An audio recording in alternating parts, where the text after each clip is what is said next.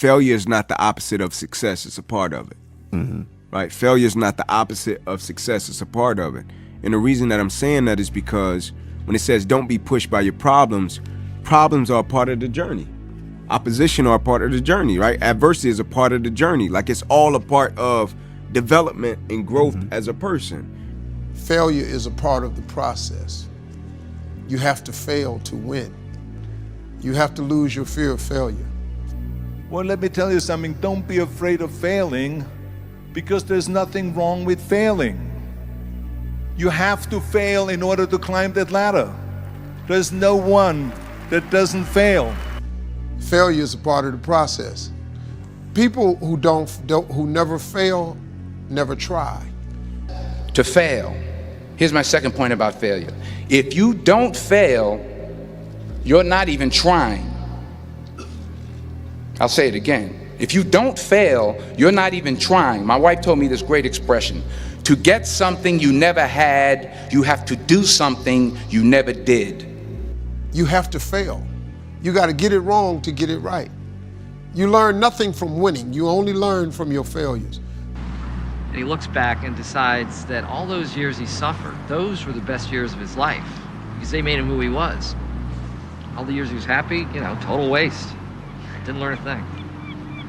Warren Buffett said he won't even invest in a person's business unless they failed in 2 other businesses. Because now you know what not to do. And so I think that's probably the biggest thing, man. I've overcome so many failures. I've failed more times than I've succeeded. To succeed, you must fail. In failure and in suffering, all the answers are in there. All the answers to all the test questions. The test is your life. All the answers are in there. You don't have to live in suffering and pain and failure all the time. You have to learn, I need to visit it. Like, people hate working out. You're only gonna visit working out maybe an hour a day. 23 other hours of the day, you're not in it. But how you become in shape is you must visit suffering, visit working out 1 hour a day. Visit suffering 1 hour a day. Visit your past failures 1 hour a day. The relationship with it is the answers are in there. They are in there. That's, I tell you the truth, man. It's like Michael Jordan. Michael Jordan took 949 game-winning shots. He only made 123. He's the greatest basketball player to ever live. He only made 123 game-winning shots. He took 949 of them. So the big thing is, know that if you have big goals and big dreams, along the way, failure is going to happen. So how fast do you get up from that? And you got to teach yourself that. All you got to do is win some of the time. A professional baseball player, out of every 10 at bat, if he hits the ball 3 times out of 10, he makes millions of dollars. You understand? If a basketball player makes 50% of his shots, he makes millions of dollars. All he got to do is hit half of them. Not at the free throw, but in the game. That's what you got to learn. If life was nothing but green lights and we didn't have yellows and reds, things that make us pause, hardships, crises, times for introspection, then what the hell would it all be for? We need the yellows and the reds. That's how we evolve. The other day, I asked myself one question: can I take one more step? And usually the answer is yes. So if you can answer that question and not take another step, that is real failure. That is real quitting. So a lot of people can take one more step, but they choose not. A lot of people are afraid to even try hard, because then if you try hard and you fail, you feel like a failure. But the aspect of being a failure doesn't come from the success in the end. It comes from if you really quit on yourself, or if you don't put in the effort you can put in, and you're kind of holding back on your true potential. That's when I think you really deep down feel like a failure, like underneath your soul. But failure has made me who I am today. Failure gives you 2 choices. You stay down or you get up.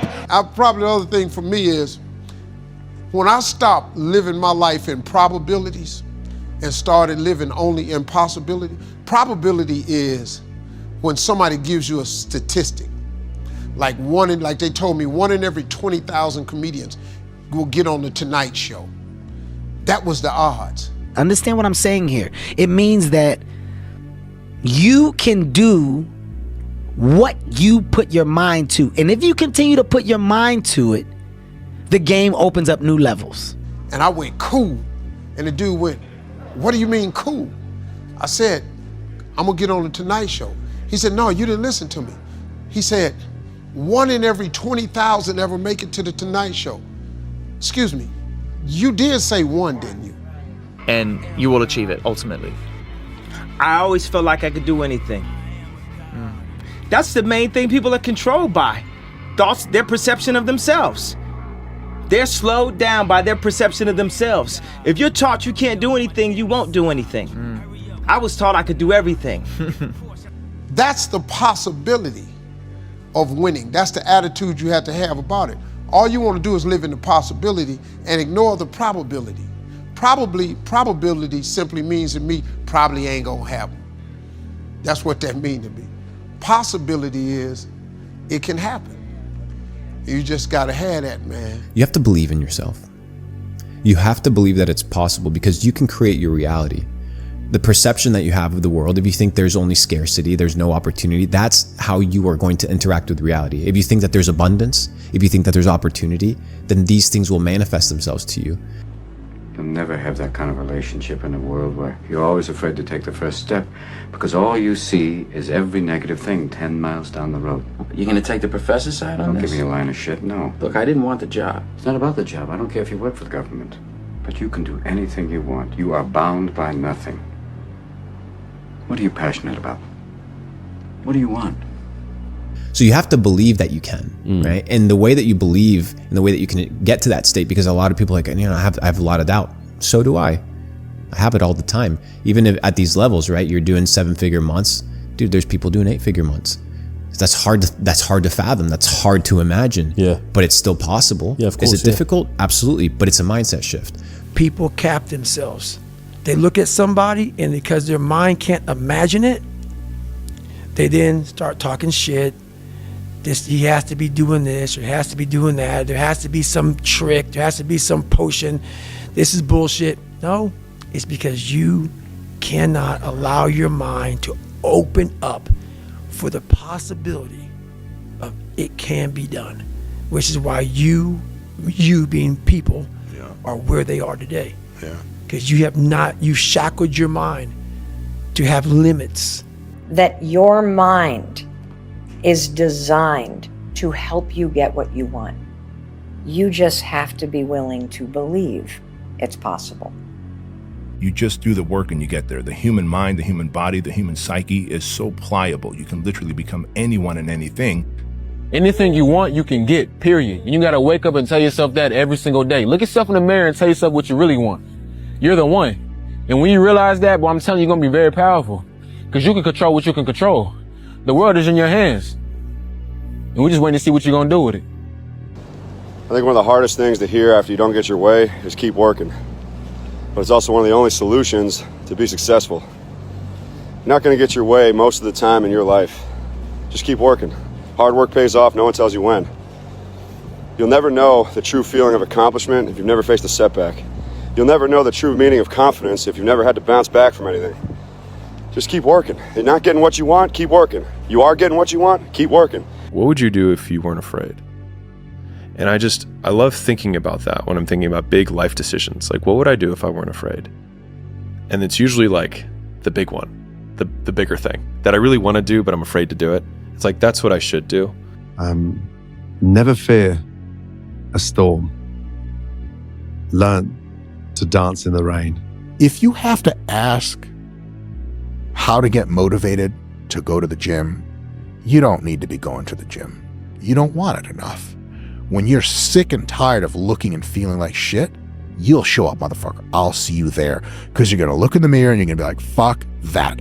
You're going to want to be in the gym. Because you have to want it. You have to want to be better. If an athlete says, I want to be the best, Bill, fine. How badly do you want it? Because you've got to pay a price to be the best. The best pay a big price. You've got to work harder, you've got to commit more, You've got to take more responsibility. You've got to deal with more ups and downs. Because you don't want it. And that's the harsh reality. I can't give you shit. You can't give them shit. We can give you ideas. At the end of the day, when I was losing the weight, I had to miserably wake up every morning in the cold, because it was Indiana, November when it started. I was miserable. This is your new life. Take it or leave it. There's no happiness about it. There's no peace behind it. It sucks. It just fucking sucks. Which is what I think a lot of it boils down to. Do you actually want to do this or not? Do you actually want to do this or not? Because if you actually want to do it, what's going to stop you? Nothing. And if you don't really want to do it, what's going to stop you? Just about anything that comes up. Just about any obstacle that gets in your way becomes an excuse. It becomes a reason. It becomes a rationale for not proceeding down that path. First question is, how bad do you want this?